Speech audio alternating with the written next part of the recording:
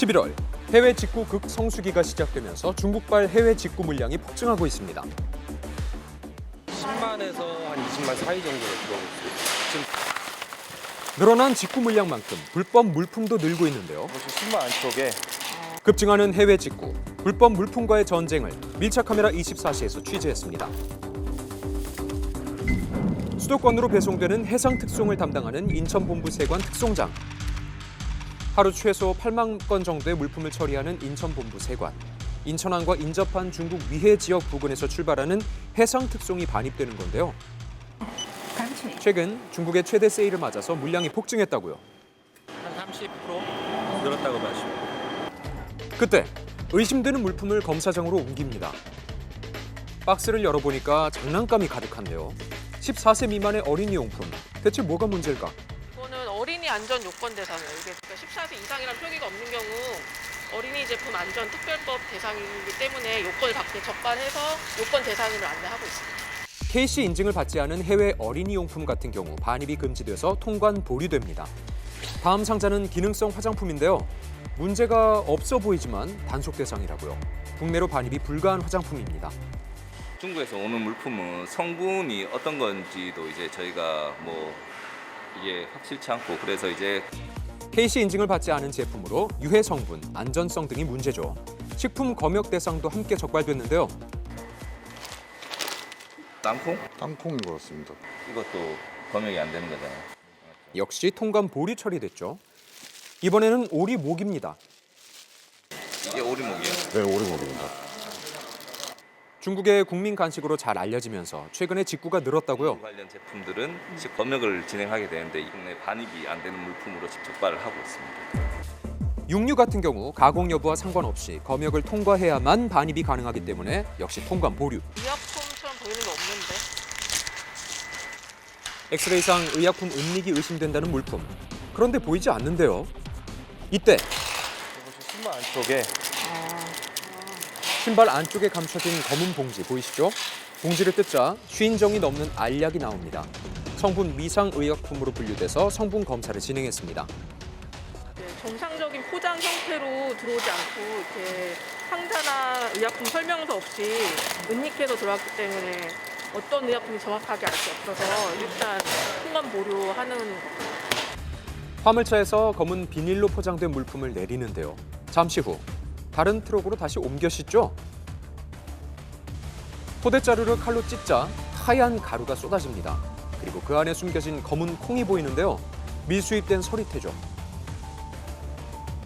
이게 1톤을 담을 수 있는 게 마대자루거든요. 여기 500kg를 서리태를 담고 빈 공간에는 다 요소 알갱이. 관세를 피하기 위해서 중국산 서리태를 밀반입한 겁니다. 이런 식으로 서리태가 들어가 있는. 중국산 서리태를 요소 알갱이 사이에 숨기는 이른바 심지박기 수법으로 밀수한 건데요. 요소수가 관세가 없다는 걸 이용한 겁니다. 관세율이 이제 일반 화물보다 꽤 높은 487%거든요. 쉽게 말씀드리면 이제 100원의 물건값을 사서 들어오면 그게 5배, 즉 500원을 더 내야 되니까 그게 가장 큰 이유죠. 밀수입된 230톤가량의 서리태 중 200톤 정도가 이미 시중에 유통된 상황. 8억 원 상당의 부당이익을 취득한 걸로 조사됐습니다. 중국에서 배로 들여오는 물품의 주요 통관지인 평택세관인데요. 지난해 전국 해상특송의 약 70% 정도가 평택세관에서 처리됐죠. 컨테이너 하나당 약 10,000개의 물품이 들어있다고요. 평택세관에서만 하루 평균 15만 건 정도의 물품이 들어옵니다. 요즘같이 바쁜 시기에는 하루 17시간도 부족한 상황입니다. 한편 불법 물품 반입이 늘어나면서 단속이 강화된 상황. 평택세관에 들어오는 물품을 1차적으로 검사하는 1차 관문이라고 보시면 됩니다. 모니터를 통해 하나하나 물품을 다 확인하는데요. 앞에 있는 거, 네, 1번이요. 그때 엑스레이 검색대를 지나는 총기가 확인됐습니다. 이건 모의 총포인데요. 흉기로 사용될 수 있기 때문에 관계기관의 허가가 꼭 필요한 물품이죠. 통관 보류. 경찰서에다 의뢰를 해가지고 저희가 이제 모의청구가 아니다라고 하는 거를 저희가 이제 증빙이 돼야지만 저희가 통관이 가능한 것들인데요. 최근 5년 동안 통관 단계에서 적발된 무허가 도검류 반입 사례는 6,759점. 도검류 역시 흉기로 사용될 수 있기 때문에 경찰의 허가 뒤에 통관이 진행됩니다. 직구 물품의 유해 물질도 문제가 되고 있는데요. 의심 물품은 개봉 검사를 꼭 하죠. 중금속 검사를 해야 되기 때문에 중국 직구 물품에서 유해 물질이 검출되면서 통관 단계에서부터 안전성 검사를 실시합니다. 엽서선을 써가지고 검출을 하는데 카드뮴이랑 납 성분 이렇게 확인을 주로 하고 있어요.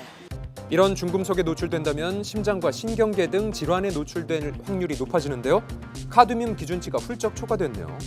카드뮴 기준치에 336배가 더 검출된 겁니다. 0.1%가 초과되면 통관이 안 돼요.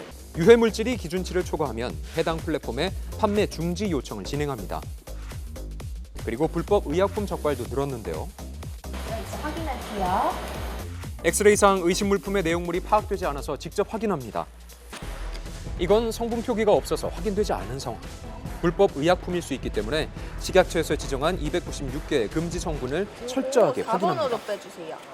이제 분석 의뢰를 맡겨서 좀 더 자세하게 성분 검사를 하는 경우도 있고요. 중국 물품에서 가장 많은 적발은 바로 가품. 모두 가짜로 의심되는 제품들인데요. 가품과 진품 구분이 쉽지 않다고요. 이거는 이제 지재권 관련해가지고 권리자한테 감정을 올리는 거거든요. 근데 가품에 대해서는 이제 단 한 점도 통관이 안 되고 폐기 진행이 될 거예요. 통관 보류된 제품은 2개월 동안 체화 창고에 보관되는데요. 이후에 폐기나 공매됩니다.